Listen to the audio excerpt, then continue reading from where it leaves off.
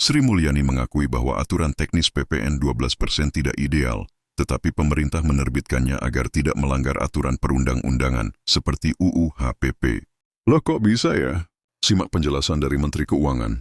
Menteri Keuangan Sri Mulyani Indrawati mengakui PMK nomor 12/24 yang mengatur teknis perhitungan tarif PPN 12% untuk barang mewah dan non-mewah kurang ideal.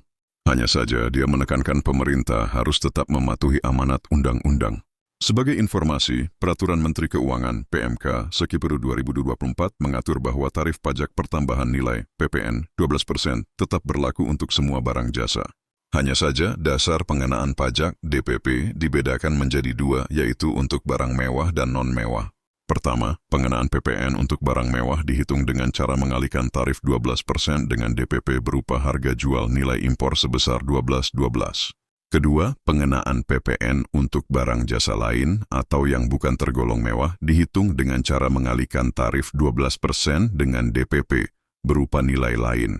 Harga jual nilai impor nilai pengganti sebesar 11 dan 12.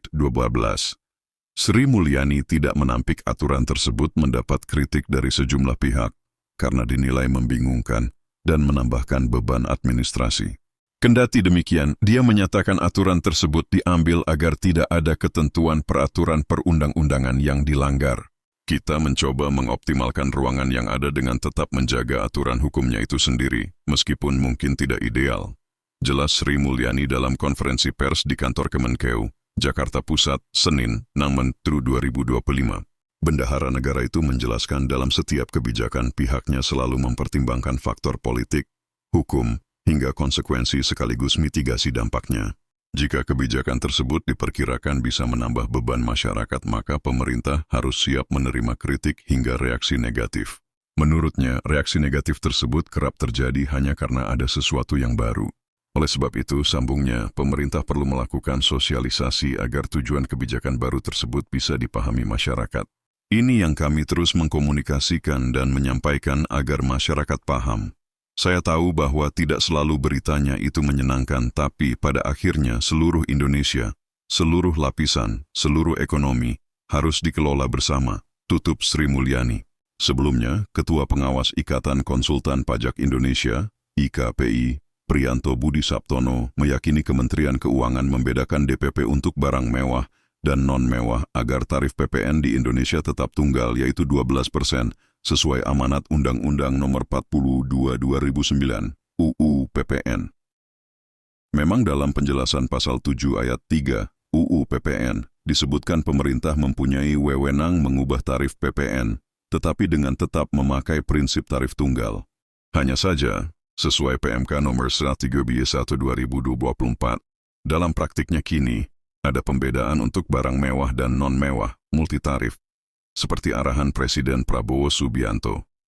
UU PPN tetap menggunakan skema tarif tunggal, bukan multitarif.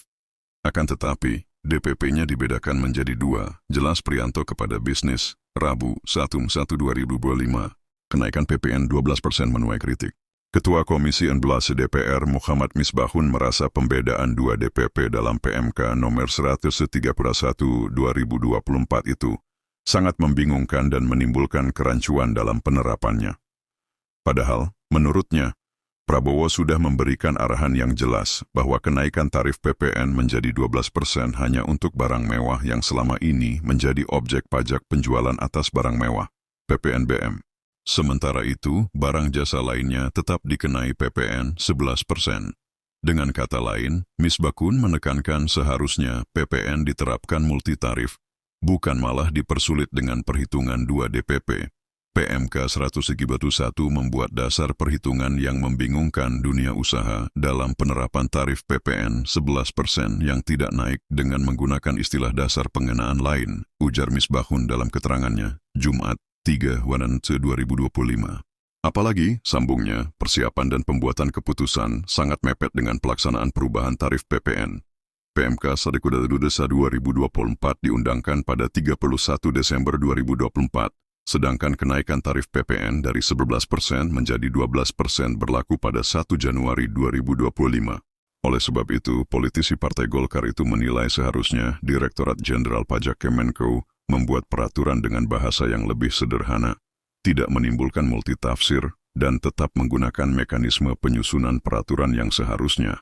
Misbahun pun menekankan tidak seharusnya Direktorat Jenderal Pajak membuat penafsiran ataupun membuat ketentuan yang berbeda dengan perintah Prabowo, sehingga bisa berakibat timbulnya ketidakpercayaan masyarakat. Bahkan, dia mendorong Direktur Jenderal, Dirjen, Pajak Suryo Utomo mengundurkan diri. Karena apa yang dibuat soal aturan pelaksanaan teknis, ini sudah tidak seirama dengan kemauan dan kehendak Bapak Presiden Prabowo karena punya tafsir subjektif soal pasal UHPP yang sudah jelas, katanya. Bagaimana menurut kalian? Apakah aturan PPN 12% ini ideal atau masih perlu diperbaiki? Silakan komen di kolom komentar.